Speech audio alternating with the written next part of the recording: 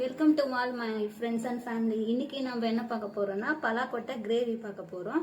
பலாக்கொட்டை கிரேவிக்கு தேவையான இன்கிரீடியன்ஸ் என்னென்னு சொல்லிட்டு பார்த்துடலாம். எண்ணெய், கல்லுப்பு, பலாக்கொட்டை வேக வச்சு மேஷ் பண்ணி வச்சிருக்கேன். ஆனியன் கிரைண்ட் பண்ணி வச்சுட்டேன். Tomato, green chilli, ginger, garlic பேஸ்டா கிரைண்ட் பண்ணிட்டேன். இது கரம் மசாலா, பட்டை, ஏலக்காய், லவங்கம், கிராம்பு, பிரிஞ்சி இலை எடுத்துக்கலாம்.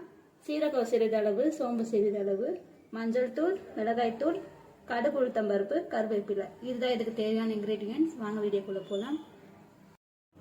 நம்ம வீடியோக்குள்ள போயிடலாம். கேஸ் ஆன் பண்ணி கடாய் வச்சுக்கலாம்.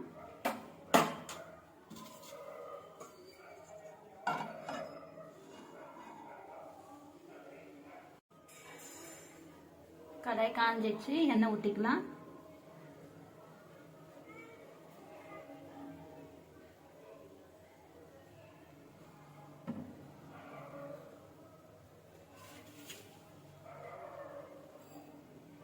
எண்ணெய் காஞ்சிச்சு, கடுகு, உளுத்தம்பருப்பு சேர்த்துக்கலாம்.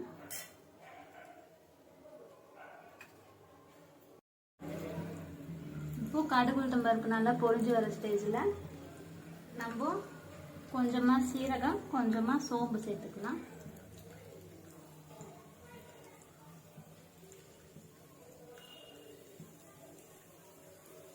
சோம்பு கொஞ்சம் சேர்த்துக்கலாம்.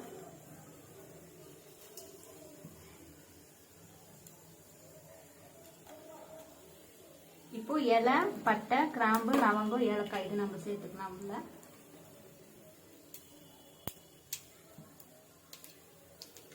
இது இப்போ பொரிஞ்சு வர டைம்ல கருவேப்பிலை ஆட் பண்ணலாம்.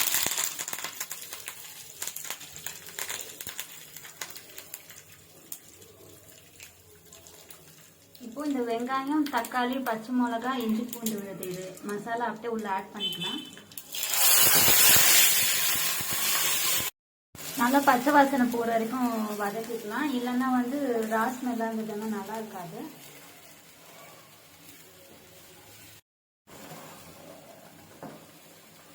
இன்னும் கொஞ்சம் தண்ணி இருக்கு, இன்னும் கொஞ்சம் தண்ணி ட்ரை ஆகிட்டோம். அப்புறம் நம்ம மசாலாஸ் ஆட் பண்ணிக்கலாம்.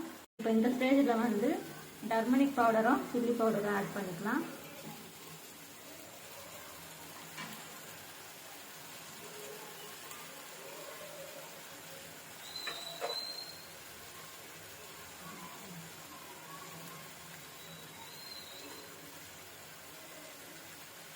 இது நார்மல் டீஸ்பூன்ல 1.5 டீஸ்பூன் அளவு சில்லி பவுடர் ஆட் பண்ணிக்கலாம்.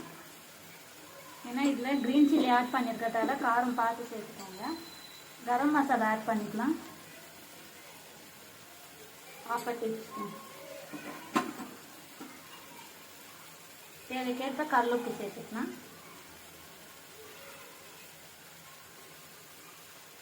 இப்போ இது ஒரு வாட்டி எல்லாம் கலந்து விட்டுக்கோங்க. இப்போ பார்த்தீங்கன்னா தெரியும், எண்ணெய் பிரிஞ்சு வந்திருக்கு. இப்போ இந்த ஸ்டேஜில் நம்ம இந்த பலாக்கொட்டை வேக வச்சு மேஷ் பண்ணதை உள்ளே சேர்த்துக்கலாம். நல்லா ஒரு வாட்டி ஃப்ரை பண்ணிக்கோங்க. ஃபுல்லாக கலந்து விட்டுக்கலாம்.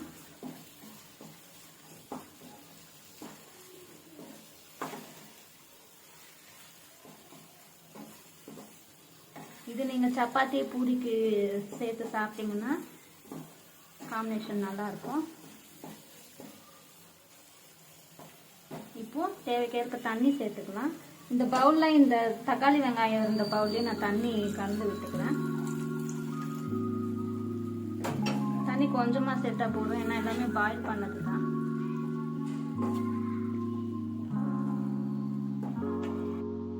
இப்போ இது 5 to 10 நிமிட்ஸ் நல்லா குக் ஆகட்டும். இது டேப் போட்டு க்ளோஸ் பண்ணிடலாம். 5-10 நிமிட்ஸ் ஆஃப்டர் பார்க்கலாம் இது எப்படி இருக்குன்ட்டு. இப்போ நம்ம மூடி திறந்து பார்த்துடலாம் எப்படி இருக்குன்ட்டு.